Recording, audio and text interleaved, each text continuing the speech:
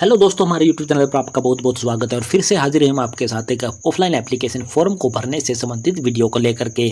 जैसा कि आप सभी को पता है, भारतीय वन्य जीव संस्थान जो कि आपका देहरादून में आपका रहने वाला है, उसमें आपकी लैब अटेंडेंट, कुक और टेक्नीशियन के पदों पर है जो भर्ती आपकी निकली हुई है। और इस भर्ती को लेकर के एक ऑफिशियली नोटिफिकेशन के साथ वीडियो बना करके हमने आपको ऑलरेडी प्रोवाइड करवा रखा और उसमें पूरी जानकारी है जो इस भर्ती के बारे में हमने आपको ऑलरेडी है जो प्रोवाइड करवा रखी है। आज इस वीडियो के माध्यम से आपको बताने वाले हैं कि इसका जो ऑफलाइन एप्लीकेशन फॉर्म है जो आपने किस प्रकार से भरना है, उसको भरने से लेकर के भेजने तक की पूरी प्रक्रिया इस वीडियो के माध्यम से आपको करके दिखाने वाले हैं। और पहले से क्लियर कर दें कि ये जो भर्ती आपकी 10वीं पास ऑल इंडिया कैंडिडेटों के लिए आपकी रहने वाली है। इसमें कोई जरूरी नहीं है कि देहरादून या उत्तराखंड का ही कोई कैंडिडेट है जो इस भर्ती के लिए अप्लाई करेगा। तो चलिए आपको लेकर के चलते हैं सीधा सीधा एप्लीकेशन फॉर्म पर।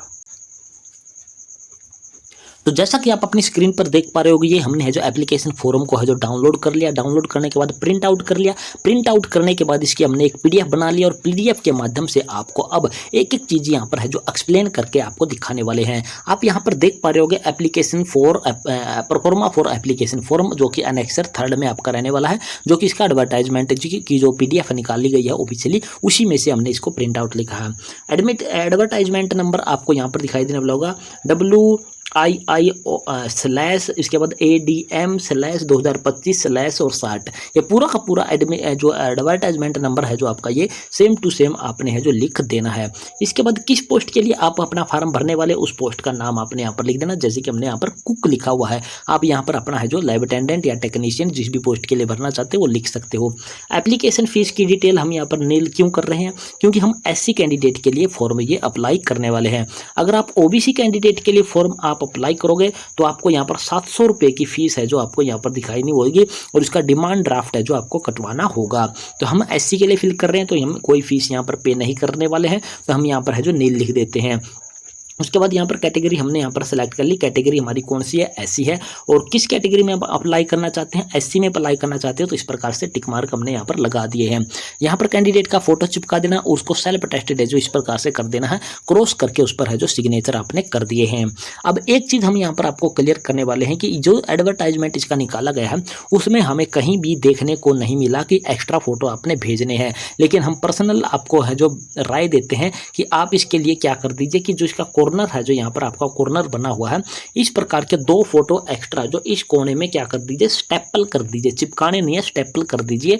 उनके बैक साइड में अपना नाम और अपनी father name, mother name, date of birth है जो आप लिख दीजिए, ताकि वहां पर गुम होने से आपकी फोटो बच जाए। तो इस प्रकार से आप 2 एक्स्ट्रा फोटो इसके साथ है जो भेजने का प्रयास जरूर कीजिएगा।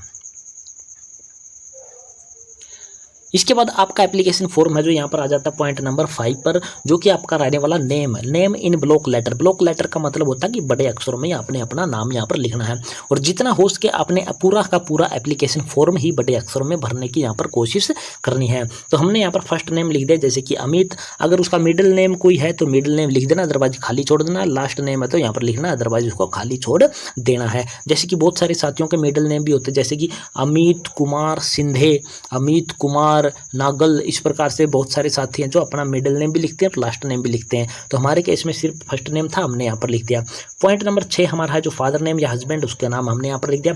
पॉइंट नंबर 7 हमारा रहने वाला परमानेंट एड्रेस। परमानेंट एड्रेस आपका वो एड्रेस होता है जहाँ पर आप अपने परिवार के साथ रहने वाले हो। यहाँ पर अपना VPO यानी कि विलेज एंड पोस्ट ऑफिस, या फिर आपका शहर का नाम जो भी आपका रहने वाला, अपना जिले का नाम, अपना स्टेट का नाम, इस प्रकार से आपने लिख देना है।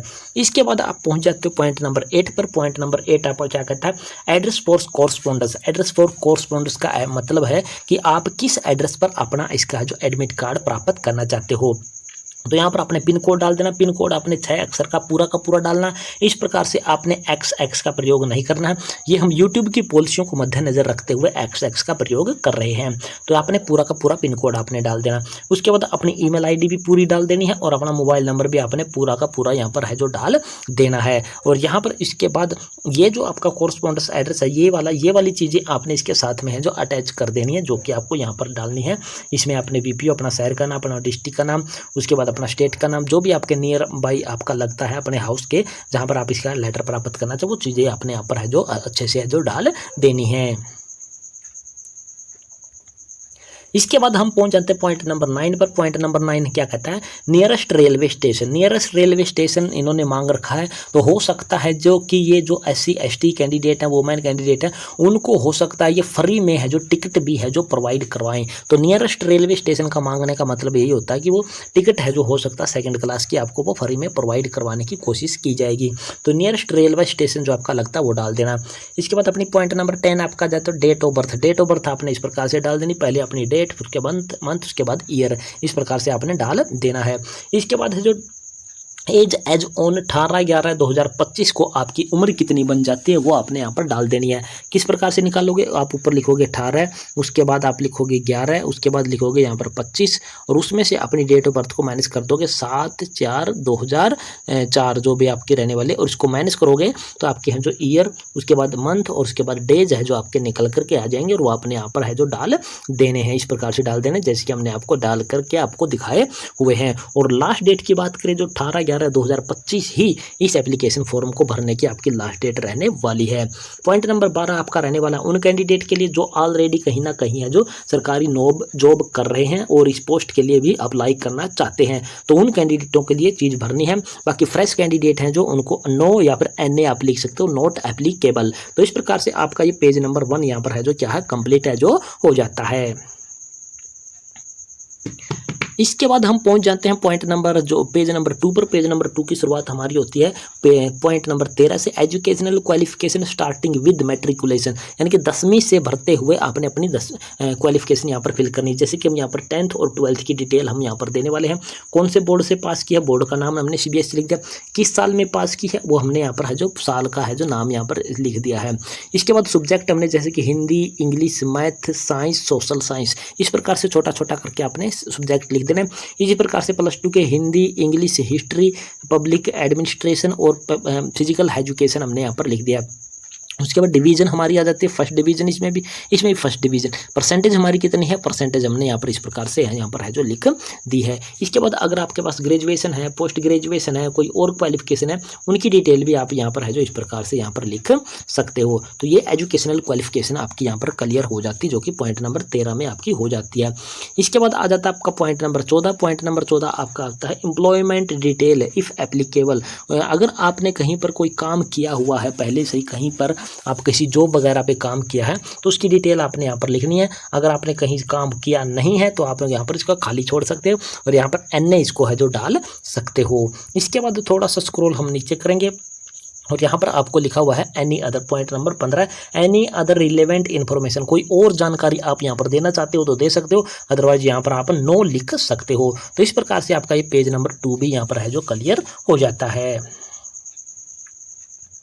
इसके बाद हम पहुंच जाते हैं पॉइंट नंबर है पेज नंबर 3 पर। पेज नंबर 3 पर आपको कुछ भी नहीं करना, सिंपली ये डिक्लेरेशन आपने एक बार पढ़ लेनी है। पढ़ने के बाद आपने है जो यहाँ पर है जो कैंडिडेट ने सिग्नेचर करने हैं, कैंडिडेट ने यहाँ पर सिग्नेचर करने हैं और यहाँ पर प्लेस यानी कि जहाँ से आप ये एप्लीकेशन फॉर्म भर रहे हो या फिर आप जहाँ के रहने वाले उस जगह का नाम आपने यहाँ पर डाल देना, जैसे कि हमने XYZ लिखा हुआ है।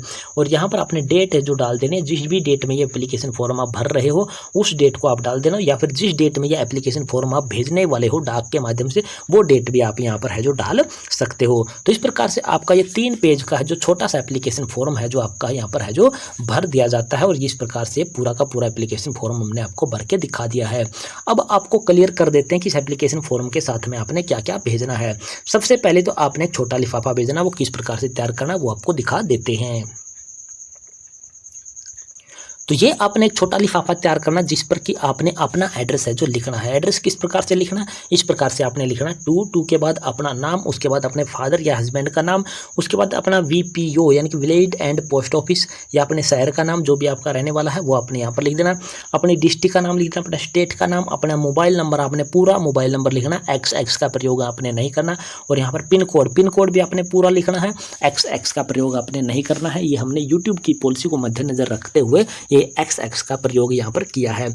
और एक बात और हम यहाँ पर आपको क्लियर कर दें कि ये जो एडवर्टाइजमेंट निकाली हुई है इसमें आपको नहीं लिखा कि आपने जो लिफाफा साथ में भेजोगे उस पर आपने कोई डाक टिकट आपने लगानी है। तो इस पर आपने डाक टिकट बिल्कुल 1 रुपये की भी डाक टिकट आपने इसके साथ में नहीं लगानी है। तो इसलिए बिल्कुल खाली अपने एड्रेस लिखकर छोटा लिफाफा या एप्लीकेशन फॉर्म के साथ में ये आपने है जो भेज देना है। अब बात कर लेते हैं कि आपने इस एप्लीकेशन फॉर्म के साथ, ये छोटे लिफाफे के साथ जो फॉर्म के साथ आप क्या भेजोगे। सबसे पहले तो आप यहाँ पर क्या भेजोगे, 10th क्लास की डीएमसी आपकी जो भी आपने वहाँ पर मार्क लिखे हैं 10th क्लास की डीएमसी आप साथ में भेजोगे। अगर आपने +2 क्लास की डिटेल वहाँ पर फिल किया तो +2 क्लास की डीएमसी भी आप साथ में भेजोगे। उसके बाद अगर आप अपना है जो रेजिडेंस सर्टिफिकेट जो आपका होता है, जिसको हम डोमिसाइल भी बोलते हैं, डोमिसाइल सर्टिफिकेट भी आपने इसके साथ में है जो कॉपी उसकी है जो लगा देनी है। उसके बाद अगर आप रिजर्व कैटेगरी से संबंध हो, SC ST OBC, तो आप यहाँ पर क्या करोगे, अपना है जो कास्ट सर्टिफिकेट भी आप इसके साथ में है जो भेज दोगे। इसके बाद ID प्रूफ के तौर पर आप अपना है जो क्या भेज सकते हो, आधार कार्ड की कॉपी आप इसके साथ में है जो सेल्फ टेस्टेड करके आपने साथ में है जो भेज देनी है। सेल्फ टेस्टेड कैसे होती है, सेल्फ टेस्टेड होती है कि आप अपने सभी कॉपियों पर क्या करोगे, सिग्नेचर करोगे। जैसे कि इस प्रकार से अपने सिग्नेचर सभी कॉपियों के ऊपर एक एक कॉपी के ऊपर कर दोगे तो आपकी यहाँ क्या हो जाती है, सेल्फ टेस्टेड कॉपी आपकी यहाँ पर है जो बन जाती है। तो ये 4-5 जो डॉक्यूमेंट आपने है जो इस एप्लीकेशन फॉर्म के साथ में है जो बड़े लिफाफे में बंद करके है जो भेजने होते हैं। छोटा लिफाफा भी अपने बड़े लिफाफे में ही आपने बंद करना होता है। बड़ा लिफाफा किस प्रकार से तैयार करना वो अभी आपको यहाँ पर बता देते हैं।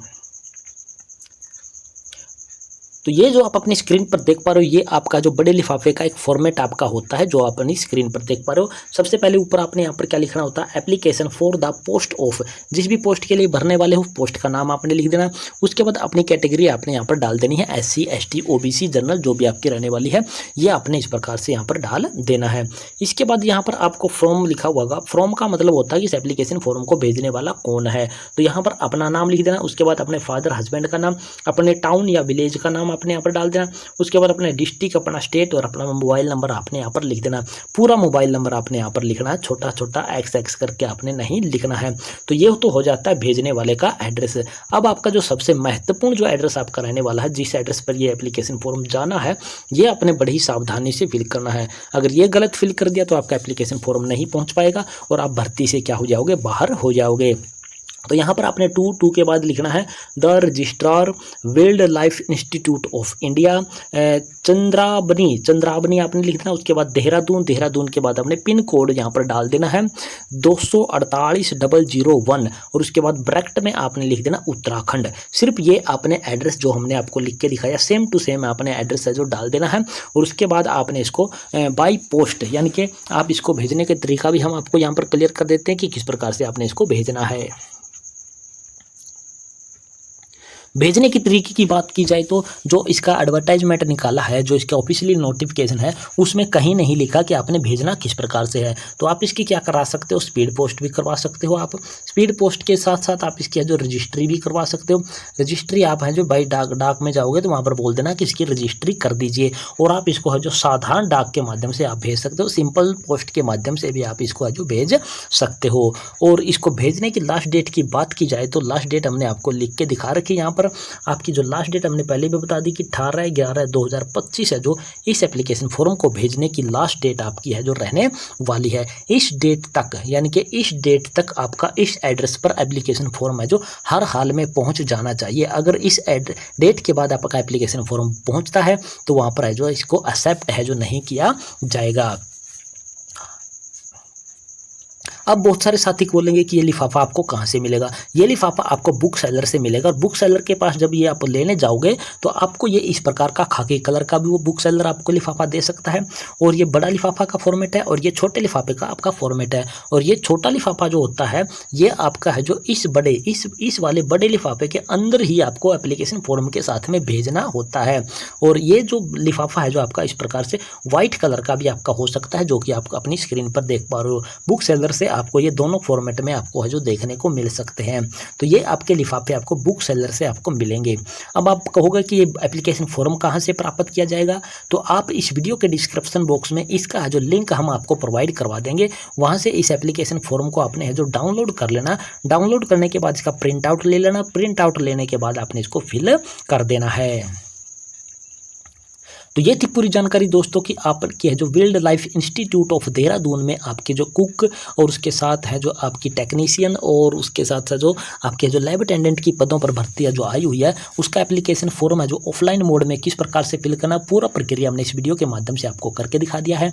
और आशा करते हैं हमारे द्वारा सिखाई गई बताई गई एक एक चीज़ें आपको पसंद आई होगी। अगर पसंद आई है तो हमारे चैनल को आपने क्या कर देना, सब्सक्राइब कर देना है। सब्सक्राइब के साथ साथ वीडियो को दोस्तों मित्रों के साथ आपने शेयर जरूर कर देना है। तो जय हिंद, जय भारत दोस्तों।